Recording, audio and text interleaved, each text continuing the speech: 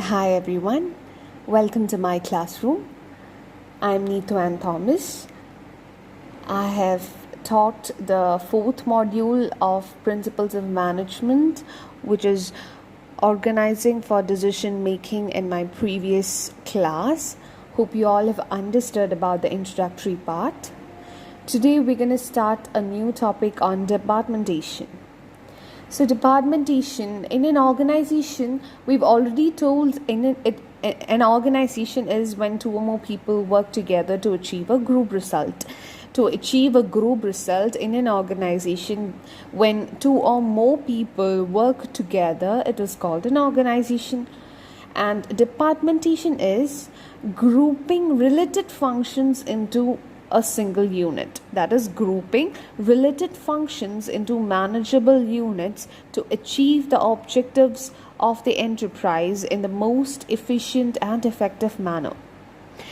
So departmentation is a process by which similar activities of a business are grouped into units for the purpose of facilitating smooth administration at all levels. It is a process of grouping activities of similar nature into departments. So it is nothing but grouping different activities that is happening in an organization into different departments. For example, in a college, we have different departments like mechanical, civil, electronics, electrical, computer science, IT. So like that, for the convenience of studying or for the convenience of studies, subjects have been divided into under these departments. So for easiness or for the effectiveness of studying, universities or colleges have introduced departments. So that is the same concept when it comes to an organization also. For the effective and efficient functioning of an organization, the similar items or the similar performing functions are being grouped into one department. So when you talk about the purpose of departmentation, firstly, you can say grouping individuals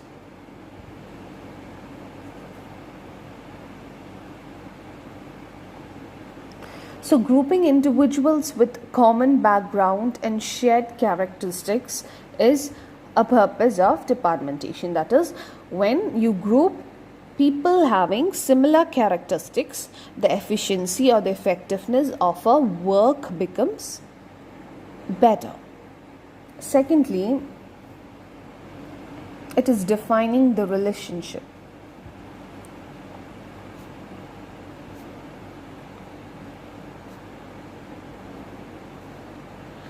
So, define the relationship of positions within an organization. That is, the person who is working should be well aware of what position he is in and what duties he has to do. So, that is defining the relationship of position. Thirdly, fix clear responsibility. So establishing formal lines of authority and fixing clear responsibility and accountability would increase the efficiency and effectivity in an organization. That is the main concept of departmentation. Fourthly, provide job specialization.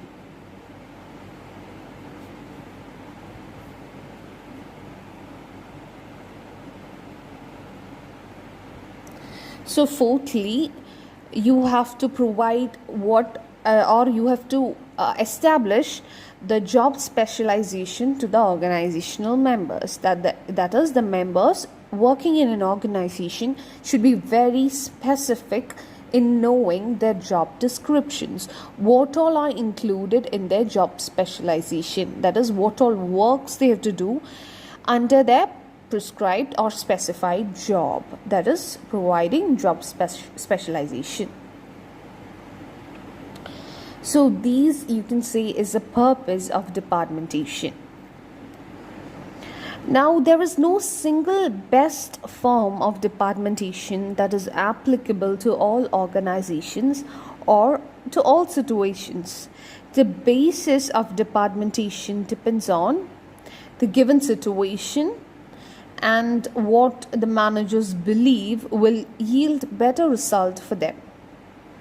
So there are various bases of departmentation. I can explain one or two. The first basis of departmentation can be functional departmentalization.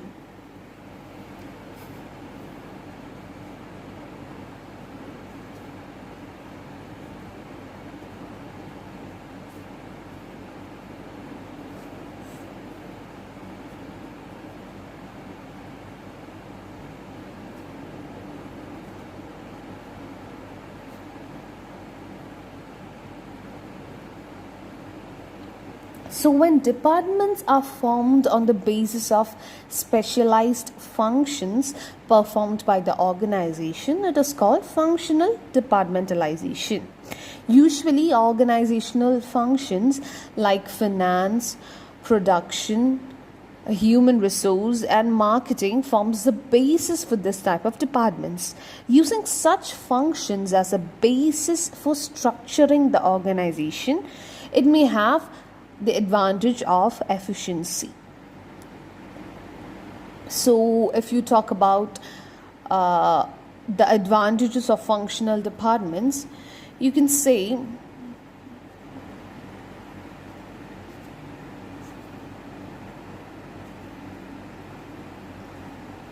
easier for the functional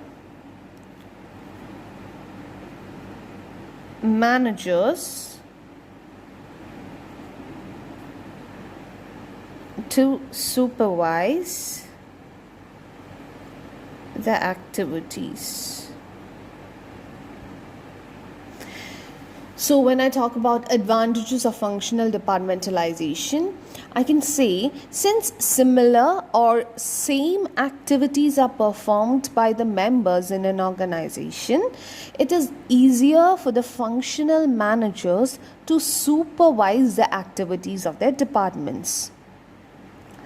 That is, since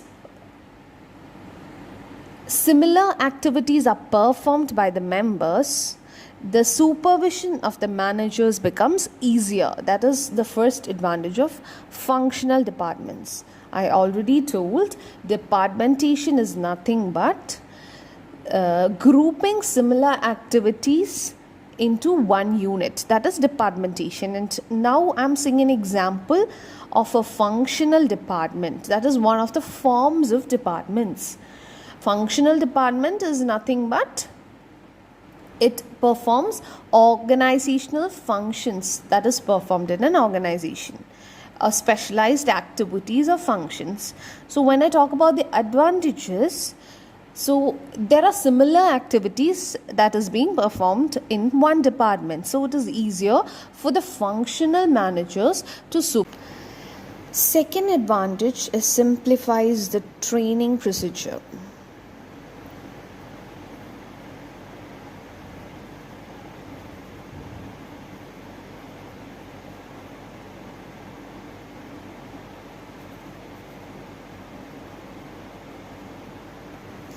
That is, functional departmentalization simplifies the training procedure and also reduces the cost of training.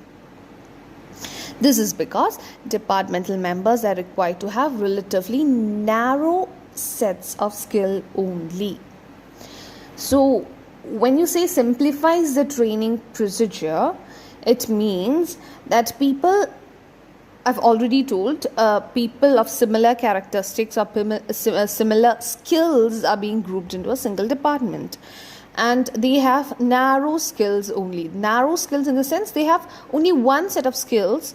For example, if you talk about a finance department, people will be good at numbers. So people who are good at numbers will specialize in the finance department. So that's how you say simplifies the training procedure. So those people do not require any extra training from the organization for the efficiency of their work, because they might be very good at their work. That is why they have been separated into departments. So that is why it is saying functional departmentalization simplifies the training procedure. Thirdly, the third advantage is they have similar technical background.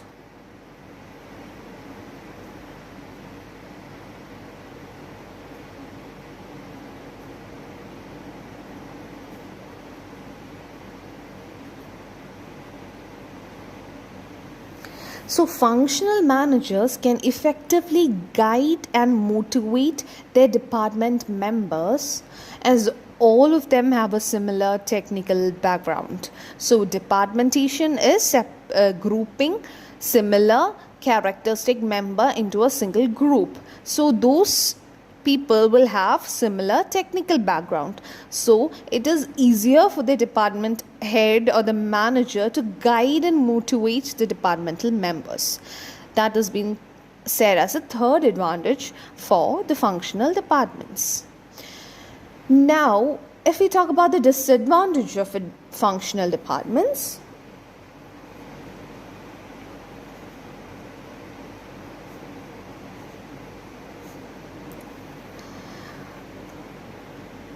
as functional managers and members usually have specialized knowledge and narrow perspective, it might be difficult for them to understand and appreciate the problems of other functional departments, because they will not be having any knowledge about the other departments as they are specialized in a single department. So it is difficult for them to understand other departments.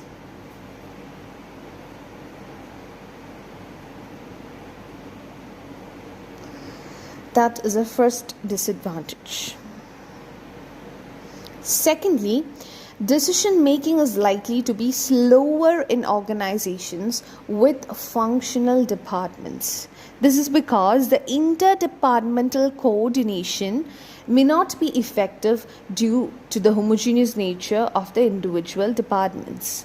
That is, decision making is likely to be slower in organizations because I've already told this is a departmental enterprise or a function which carry out on a separate group or department basis. So there will not be any other department coordination or interaction. So interdepartmental coordination or interaction may not be happening.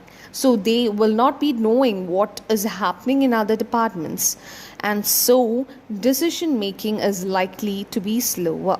So that is the second point. Decision making